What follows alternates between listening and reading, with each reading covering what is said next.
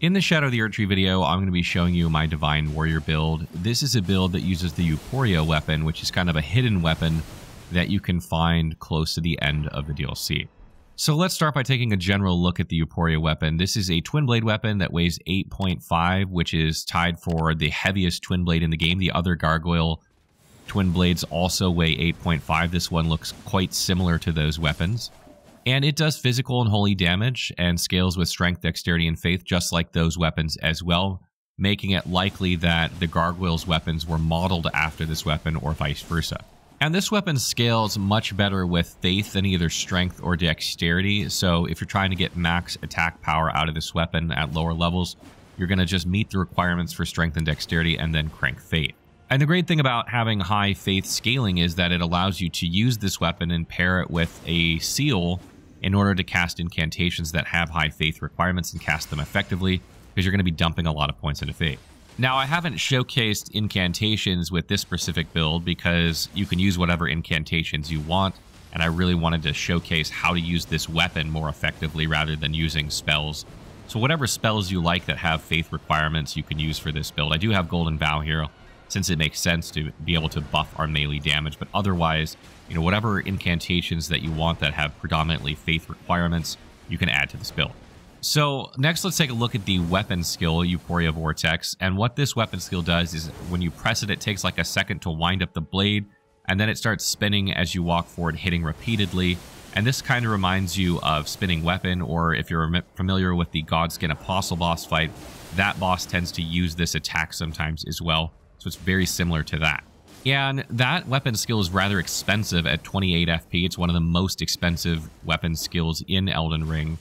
And it deals okay damage, but there's a kicker here. And that's that this weapon has a special property where if you attack repeatedly in a short period of time, I believe it's in 10 seconds or so, if you hit about 7 times when you're two-handing anyway, there's some discussion about which attacks count as more than one hit, etc. But effectively, you have to hit enough times in a 10-second window, and your blades on your weapon will start to glow. Now, this doesn't count if you're hitting undead enemies or enemies that are dead. For instance, if you're fighting Ghost Flame Dragons, you'll find that if you hit them repeatedly, you'll never gain this buff. But what's going to happen is your blades are going to glow, and then you're going to have 35 flat holy damage added to your weapon for about 15 seconds.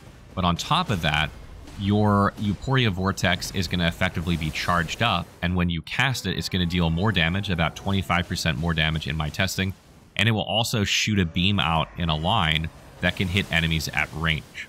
And when it does this, it's going to drain that charge from the weapon, so you'll lose that 35 extra holy damage, and you'll go back to doing what you were doing before. So effectively, the strategy with this weapon is to charge up the weapon till the blades are glowing, and then use the weapon skill at the opportune moment with that 15-second window, and then repeat this process. But something else that I want to mention is that there seems to be a higher tier of this buff that you can get if you hit even more times in that 10-second window. It seems to be about double the hits, so roughly 14 hits. And in this case, you'll actually have 70 holy damage added to your weapon, and when you go to use Euporia Vortex, it'll actually last much longer, the animation, and therefore will deal more overall damage. However, I'd like to point out that the second tier of this is very, very difficult to acquire because it's almost impossible to hit that many times in 10 seconds. And really the only way that I've ever been able to do that successfully is by hitting multiple enemies at the same time, since each hit of each enemy will count towards this weapon's buildup of charge. But the long and short of it is, you want to attack rapidly with this weapon, build it up till your blades are glowing, and then find the opportune moment in that 15-second or so window where you can use Euporia Vortex. And so what I've done here is I've used the two-handed version of this weapon. We're basically just two-handing this weapon for fast attacks, not only to build up in order to charge up the weapon, but also because Rotten Winged Sword Insignia, one of our talismans, builds up more quickly when you hit rapidly, regardless of the damage each attack does. So that way we're getting more damage from Rotten Winged Sword Insignia very, very quickly. So when it comes to my Sacred Seal, I have the Erdtree Seal here because I have very high faith. I have 70 at this point. I'm planning on taking this up to 80, which you should if you have more levels. This is a level 150-ish build, so I don't have that many points, particularly because I started as an astrologer. But you're going to use the Erdtree Seal to cast spells effectively if you go up to 80 faith, and this will allow you to use just about any incantation that has high faith scaling with this build, which could be whatever you want, really. Armor-wise, I'm using the Divine Bird set just because I really like the look of this armor. It has very good poise, it has over 51 natively, it has decent protection. It's very stylish. I like the way it looks with this weapon, but you can really use any armor you want over 51 poise. And having 51 poise is almost a must for this build because you have to play hyper aggressively in order to build up this buff, in order to charge up your Euporia Vortex. And when I say hyper aggressively, it's arguably the most aggressively I've had to play out of all my builds. I love playing aggressively in Elden Ring, so this is a really fun weapon for me to play with. But you will have to trade damage if you want to get that buff. There is no way around it. So having at least 51 poise to be able to swing through attacks and having high protection is going to make it so you don't die when that happens. And one of the things I want to mention too is that when I first started playing with this build, I was trying to get and use the Divine Bird Feathers incantation because the helm of this armor actually boosts the damage of that spell specifically, along with giving you some strength and dexterity, which helps, you know, meet our requirements for the weapon. The downside of the helm, though, is that it makes your replenishing flask a little bit less effective. But I played around with this incantation, and unfortunately the incantation is very poor. It would be very nice to be able to add it to this build, but as it stands right now, when you're like kind of fully buffed up and you just drain your FP into an enemy, you're not getting a lot of damage for how much FP and stamina you're consuming, so I'm hoping that they buff this spell in the future, and if they do, consider adding it to this build. So talisman-wise, there's a couple ways you can go, and I'll kind of show you how I'm set up and try and explain why I'm set up that way, but you can certainly do it other ways.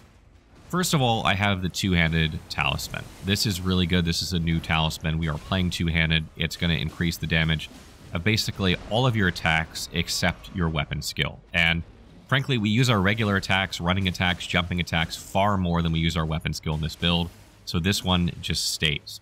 Secondly, I have the two-headed turtle talisman, and this is pretty much a must for this build because you are attacking as rapidly as you can, as often as you can, dodging, attacking, over and over and over, and you almost never want to cease. So having as much stamina recovery as you can have is ideal. Then I have Rotten Winged Sword Insignia, which increases your attack power as you attack rapidly, and even just like 1 or 2 swings of this weapon will start triggering this effect with every enemy you face, basically. So you're going to have this buff up a lot when you're playing this build, and you could make a case for doing something like Crusade Insignia instead if you would prefer, because you just need to kill an enemy and then you have a buff for a bit of time and kill the next enemy, etc. But I really like that Rotten Winged Sword Insignia is basically going to trigger for you all the time on any enemy you're facing, where maybe you come upon a Black Knight or something that's all by itself and you don't have your buff from Crusade Insignia because you haven't killed anything in a while. You're still going to get extra damage out of Rotten Winged Sword Insignia, and obviously during boss fights, Crusade Insignia is not that useful. And then lastly, I have the Dragon Crest Greatshield Talisman for extra physical protection. We have a pretty good armor set. We're also having, you know, the protection from Golden Vow, and we have the extra protection from this. This allows you to trade damage and not die. The gameplay that you're seeing on the screen right now is all +7 Skadu Tree Fragments. Like, I didn't go higher than that for this build. So you can see how little damage I'm taking at +7, and obviously as you get even more and more Skadu Tree Fragments, you're going to have even higher protection. You might be able to sub this one out later on. Other talismans you can use for this build. Shard of Alexander will, of course, increase Euporia Vortex's damage, but again, I find it's very, very situational to use because you ideally want to use it when it's charged up. It's very expensive, so you can't just use it willy-nilly. It has a long animation, so it's hard to use like if you're surrounded by enemies because you can just get interrupted out of it. It's hard to use in boss fights regularly because you have to find an opening where you can get the timing of it down. So I just find that getting my attack power boosted with Rotten Winged Sword Insignia, and then if I use Euporia Vortex, comes out about the same or better than using Shard of Alexander, and it will still increase my regular attack damage, so I think it's better overall. And another good candidate for this build is the Lacerating Cross Tree Talisman. This increases your dash attacks by 15%. You're constantly doing dash attacks with this weapon to slide into your combos and start getting them off. You're going to do this against a lot of bosses and hard-to-kill enemies. You're going to initiate combat because you're super aggressive. So consider using this one if you don't have other ones, or maybe if you can get away without using the Dragon Crest Greatshield Talisman, it's also a good one to use.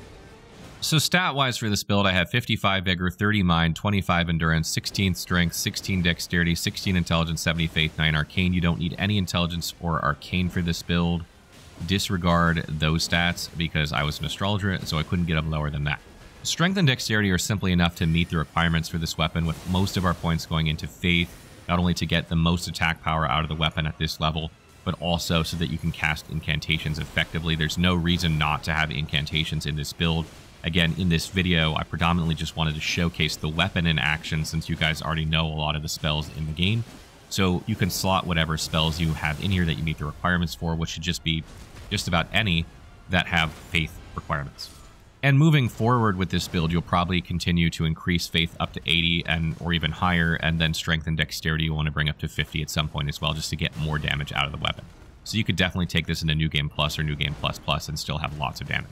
Endurance and Mine are a bit backwards for what I have. I think it's probably better to have 30 Endurance and 25 Mine, and the reason for that is you're not using Euporia Vortex as much as you think you will, so you don't need a ton of Mine. The Mine is there mostly for Golden Vow, so you can buff periodically with it. But I just found after playing around with this build that you really don't need that much Mind. You could even go down to 20 Mind really, because I'm not buffing with Golden Vow all that often, and having the extra Endurance will make it so you don't run out of stamina in combat, and it will also allow you to use like a heavier armor set that gives you more protection if you want. Vigor of 55 is the bare minimum here. You will definitely want to take this up to 60 at some point since you do trade damage a lot.